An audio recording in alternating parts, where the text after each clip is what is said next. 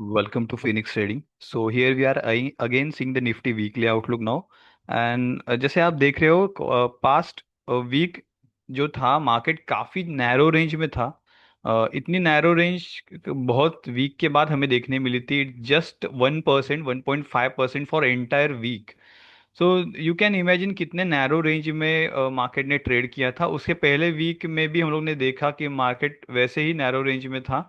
And almost we can see range जो थी around 2% की थी। सो ये 1-2% अभी इतने वोलेटाइल मार्केट में ऐसे इतनी नैरो रेंज होना काफ़ी अनयूजुअल था। बिकॉज एक जो अपवर्ड मूवमेंट आई थी तो मुझे लग ही रहा था, जैसे हम लोग ने डिस्कस किया था, ये दो कैंडल्स जैसे रेक्टेंगल मैंने ड्रॉ करके दिए थे लास्ट वीक में कि जो वॉर जोन था, ये जो बड़ा एक रेक्टेंगल मैंने ड्रॉ किया था और बोला था इसके ऊपर जब तक मार्केट सस्टेन कर रहा है, वो लेवल आ रही है 24,000 की। 24,000 के ऊपर मार्केट जब तक सस्टेन कर रहा है, मार्केट अप ट्रेंड में है। जो गिरावट आ रही है you can use it for a buy. तो वैसे ही इस वीक में भी हमें काफ़ी स्विंग ट्रेडिंग के लिए अच्छी अपॉर्चुनिटीज़ मिली। जो मेरे पेड ग्रुप है स्विंग स्विंग ट्रेड्स के, हम लोग काफ़ी अच्छे ट्रेड उसमें लिए हैं। और ये वीक के लिए भी काफ़ी अच्छा प्लान किया है ट्रेड्स के लिए। बट एक ओवरऑल मार्केट देखा जाएगा तो इट इज़ रेंज बाउंड, बहुत रेंज बाउंड चल रहा है। एंड ये जो मदर कैंडल बनी थी 12 मई के वीक की, उसके बाद का वीक उसके अंदर था और अभी का जो वीक है वो भी उस रेंज के अंदर है। सो दिस इंडिकेट्स कि काफ़ी नैरो हो चुका है मार्केट की movement. And market is waiting for some news और समथिंग, सम एक्टिविटी, कुछ तो बात हो रही है अंडरलाइन जो अब तक ऊपर नहीं आ रही है। सो ट्रेड अकॉर्डिंगली कि एक काफी वोलेटिलिटी बढ़ने के चांसेस है। जब एक से स्प्रिंग एक दबाई जाती है तो उसका जो आउटकम होता है वो स्प्रिंग एक एक्सपांड हो जाती है, तो वही मूवमेंट हमें मार्केट में भी देखने मिलेगी। And this reflects in all sector. अगर हम सारे सेक्टर अभी देखेंगे वन बाय वन, तो सारे सेक्टर में एक पॉज ही हमें देखने मिल रहा है। तो मुझे ये अच्छा लगता है ऐसे कभी कभी कि पॉज आता है मार्केट में। So it you get time for plan your trades. ऐसे मार्केट वन वे भागता जा रहा है तो मज़ा नहीं आता, कुछ एक पॉज आता है तो हमें प्लान करने के लिए टाइम मिल जाता है। So let's see the bank Nifty what is doing. Bank Nifty भी एक जोन जो हम लोग ने ड्रॉ करके रखा था वही जोन में अभी भी अटका पड़ा है। और कोई ब्रेकआउट नहीं मिल रहा है, कोई ब्रेकडाउन भी नहीं मिल रहा है। सो और एक क्या बोल सकते हो उसे कि ऑल टाइम हाई के आसपास ही ट्रेड कर रहा है बैंक निफ्टी, तो मुझे लग रहा है ऑब्वियसली ऊपर जाएगा। ये तो हम लोग ने डिस्कस किया था लास्ट वीक में। Same happening in IT. दो वीक इसके इनसाइड में चल रहे हैं। और बट ये इस फर्क इतना है कि निफ्टी वॉरजोन के ऊपर ट्रेड कर रहा है और आईटी वॉरजोन के नीचे ट्रेड कर रहा है। So it is into down trend. तो अगर ये ब्रेकडाउन आता है तो काफी नीचे की मूवमेंट में प्रॉफिट बुकिंग हमें देखने मिल सकता है। Let's go to auto. Auto के लिए मुझे एक्सपेक्टेशंस था कि एक शायद ये जोन में आके फिर ऊपर जाने की कोशिश करेगा, बट ये वीक दोनों इनसाइड हो चुके हैं। Not exactly inside but narrow range में हो चुके हैं। एंड ये जो रेंज बाउंड था कंटिन्यूस ये वीक, इसके अंदर वाले जो 12 मई की जो कैंडल थी उसके अंदर ही ये वीक का ओपन हाई लो क्लोज हो चुका है। और इसका ओपन और क्लोज दोनों के इसके अंदर हो चुके हैं। सो इन अ वे दोनों इनडायरेक्टली इनसाइड कैंडल्स हैं। सो ऑटो भी एक बहुत ज़्यादा साइडवेज में जा चुका है। मेटल ब्रेकआउट के बाद 2 वीक उसने कामली वहां पे ही स्टे किया है। जो ब्रेकआउट लेवल थी वहां पे एक एक्यूमुलेशन चल रहा है। So it's a good sign. एक हमें यहाँ पे भी रेक्टेंगल ड्रॉ करते हैं। ये जो प्रॉफिट बुकिंग वाला था, प्रॉफिट फोरकास्ट था, वो मैं डिलीट करता हूँ। कितनी नैरो रेंज है देखो, मतलब इतनी नैरो रेंज मेटल पे मैंने बहुत कम बार देखी है। सो बहुत वीक के बाद इतना नैरो मार्केट चल रहा है। Let's go to FMCG. FMCG भी वही चल रहा है, कोई बड़ी बात हो नहीं रही है एफएमसीजी में। सेम एक रेंज बन बन चुकी है मार्केट की। एफएमसीजी में तो साइडवेज अप्रैल महीने से चल रहा है, कोई मूवमेंट नहीं है, जीरो मूवमेंट, राइट। तो एफएमसीजी को एक अच्छी मूवमेंट में आने के लिए ये ऊपर के लेवल सारे तोड़ने पड़ेंगे, अदरवाइज अभी भी ये डाउन ट्रेंड में ही मुझे नजर आ रहा है। और आईटीसी भी शायद अच्छा खासा गिरा था 2-3%, तो it affects FMCG indices also. Let's go to energy. Energy का जैसे मैंने बोला था कि काफ़ी टाइम लगेगा रिकवर होने में, सेम हैपन हो रहा है। और यहाँ पे भी वही दिक्कत है कि बहुत नैरो रेंज बन चुकी है, कोई एक मूवमेंट है ही नहीं। स्मॉल कैप ने काफी अच्छा परफॉर्म किया। और ये वीक की क्लोजिंग देखो आप, कि जो वॉरजोन में बोल रहा था, जिस वॉरजोन की बात चल रही थी कि उसके ऊपर हमें क्लोजिंग चाहिए वीकली, तो वो क्लोजिंग हमें मिल चुकी है। And now you can plan your trades in the small cap. Small cap में अभी जो एक डाउन ट्रेंड चल रहा था उसका एक हमें एक रिवर्सल दिखता हुआ नजर आ रहा है। सो ये अच्छी बात है बहुत ज़्यादा। Same with mid cap also, एक वॉरजोन था उसके ऊपर एक वीक सस्टेन किया, और एक छोटा सा एक ग्रीन कैंडल बन चुका है जो नैरो रेंज है, बट स्टिल एक पॉजिटिव हमें इस वीक को क्लोजिंग क्लोजिंग बोल सकते हैं इसकी। फार्मा बहुत ही साइडवेज है अगेन, बहुत नैरो वीक था, ये कुछ मूवमेंट नहीं हुई थी फार्मा में, एंड अभी भी कोई फोकस नहीं है फार्मा के लिए। पीएसयू बैंक ने काफी अच्छा एक क्लोजिंग दिया है, जो हम जिस ट्रेड की बात कर रहे थे पीएसयू में, तो यही ट्रेड हमें अभी चाहिए, और हम फुल बुलिश है पीएसयू बैंक्स में। ये जो एक लेवल थी इसके ऊपर काफी वीक मार्केट ने एक कंसोलिडेशन किया था, ब्रेक फाइनली ये ब्रेकिंग करके ये लेवल का एक ऊपर क्लोजिंग आया है। अगर कोई गिरावट मिलती है अगेन इसके ब्रेक डाउन लेवल पे, ब्रेकआउट लेवल पे सॉरी, तो ये एक बाइंग के लिए अच्छी अपॉर्चुनिटी होगी। थोड़ा भी एक नीचे की तरफ ये वीक में हमें मिलता है पीएसयू बैंक, तो I will try to buy around this zone, 6800 के आसपास में बाय करने की कोशिश करूंगा और अच्छी पोजीशंस के लिए। और वैसे भी महाराष्ट्र बैंक्स में अपनी पोजीशंस तो मैं बना ही चुका हूँ, और ये मैंने बोला भी था वीडियो पे, 47 पे रुपीज़ पे था तब, और अब ये 53 रुपीज़ पे आ चुका है, सो काफ़ी अच्छी मूवमेंट दे रहा है।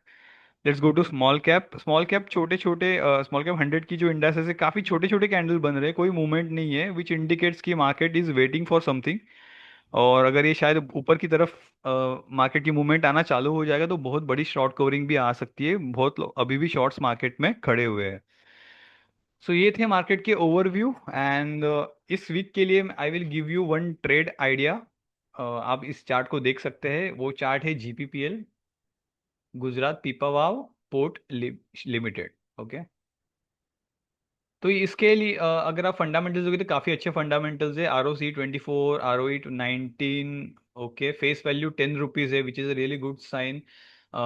रिटर्न ओवर 3 इयर्स अच्छे मिल रहे हैं, प्राइस टू बुक वैल्यू 3.56 काफ़ी अच्छे है। सो ओवरऑल एक काफ़ी अच्छी कंपनी है, and if you see the profit year wise, yes here, so this has registered a highest profit, 578 crore का उसका हाईएस्ट प्रॉफिट है, अब तक नहीं हुआ था ये प्रॉफिट उसको।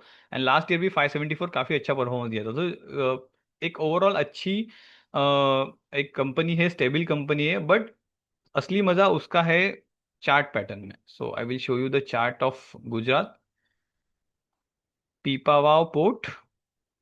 अगर यहाँ देखने से आपको कुछ समझ में नहीं आएगा, इसका मजा है मंथली चार्ट में। ओके, मंथली चार्ट में अगर मैं इसको देखूंगा, कन्वर्ट करूंगा,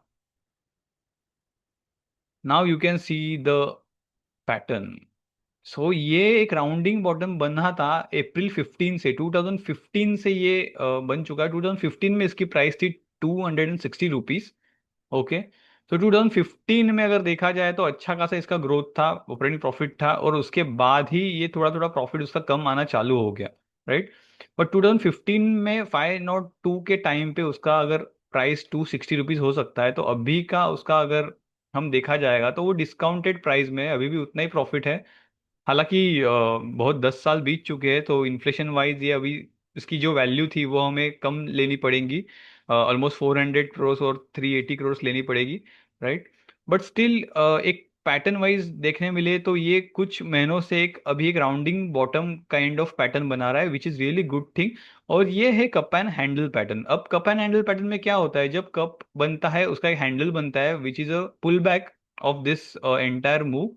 और ये जब ब्रेकआउट आता है तो जो कप की एक जो एक हम कह सकते हैं इसकी जो डेप्थ थी, ये जो रेंज थी, हम ये ब्रेकआउट के ऊपर रखते हैं इस रेंज को, तो ये प्रॉफिट ये टारगेट निकल के आता है 442, which is 89% from a breakout level. But अभी मैं अगर करंट मार्केट प्राइस के यहाँ से इसको अगर फोरकास्ट कर रहा हूँ, तो it gives me 186% return trade, which is a really good trade, right. अगर ये ट्रेड के लिए अगर 2 साल भी लगते हैं ये टारगेट आने के लिए, तो भी आपका 90 का CAGR होगा, which is not bad at all. So मैं 2-3 साल के लिए ट्रेड की एक प्लानिंग कर रहा हूँ, और इसमें आपका स्टॉप लॉस देने के लिए कुछ भी नहीं है। दिस ये जो लेवल एक यहाँ पे जो बॉटम बना था वही आपका स्टॉप लॉस होगा। So if I calculate stop loss from here, it will be just 20%। तो आपको जस्ट 20% स्टॉप लॉस के हिसाब से प्लान करना है, और आपको रिटर्न में मिल रहे 177%, राइट। सो ये काफ़ी अच्छा रिस्क रिवॉर्ड है, अगर देखा जाए वैसे तो। Let's calculate the risk reward also, कहाँ पे होता है ये। हम्म,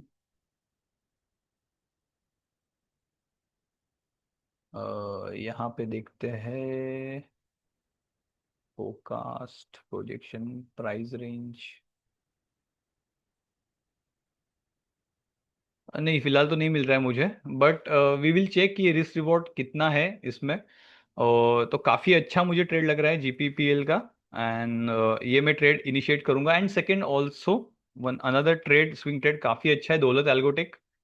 ये भी काफ़ी अच्छी कंपनी है, उसमें हम लोग ने मल्टीपल ट्रेड कर चुके हैं। ये ब्रेकआउट पे एक बार ट्रेड किया था, और काफ़ी अच्छा इसमें एक प्रॉफिट हुआ था हमें। के लिए वीकली चार्ट पे जाते हैं।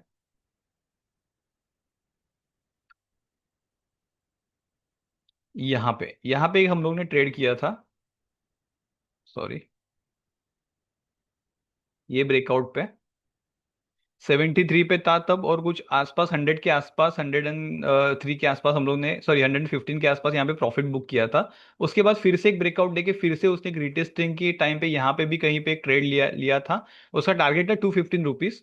बट वो ट्रेड वहां से 186 रुपीज जाके फिर नीचे आ गया, जब मार्केट में बहुत ज्यादा क्रैश आ गया था, और यहाँ पे अपना स्टॉप लॉस भी हिट हो गया था। बट अगेन मुझे लग रहा है कि ये ट्रेड काफी अच्छा सेट हो चुका है। And look at the volume, अगर डेली चार्ट में इसको मैं कन्वर्ट करूंगा तो वॉल्यूम काफी हेवी इसके अंदर आ चुके हैं। तो अगर ये मुझे मिलता है कहीं 97 96 रुपीज के आसपास, तो मैं इसमें मेरी पोजीशन बनाऊंगा, और स्टॉप लॉस काफी कम है इसका। So stop loss will be this swing low which is a 20%। But इसके जो टारगेट है वो ऑलमोस्ट 1:2 1:3 लूंगा मैं, ऑलमोस्ट 60% तो लेके ही रहूंगा यहाँ से। तो 60% आता है अराउंड 155 की लेवल, जो यही लेवल है जहां से एक बार प्रीवियसली ब्रेकआउट दिया था दौलत एल्गो ने। तो वही लेवल के आसपास में आने के बाद एक बार प्रॉफिट बुक कर लूंगा, विच is a 49%। It's okay for me, 2.5% risk reward ratio. So 20% stop loss देना मतलब बहुत बड़ी बात होती है। तो आपको इस टाइम पे कैसे करना चाहिए, आपको पोजीशन का साइज आपकी कम रखनी चाहिए, बिकॉज आपको उतना स्पेस एक ट्रेड के लिए देने के लिए बहुत ज़रूरी है। So this is not a very short term trade. ये ट्रेड 1 साल के लिए हो सकता है, 2 साल के लिए हो सकता है। If it takes 1 year 2 years also, आपको 30% का सीएजीआर इसमें मिलेगा। सो ये दो ट्रेड इस वीक के लिए आई एम प्लानिंग, और there are many more trades to come, but वो मेरे पेड मेंबर्स के लिए होते हैं। So if you want to join you can message me, और you want to learn the swing trading, definitely we will sit. नई batch चालू हो रही है, तो हम बैठते हैं, मुझे फ़ोन करो। Okay. So thank you for watching. अगर कुछ हैपन कुछ होता है, कुछ एक्टिविटी होती है अनयूजुअल, तो मैं अपडेट करते रहूँगा। Otherwise happy weekend, thank you.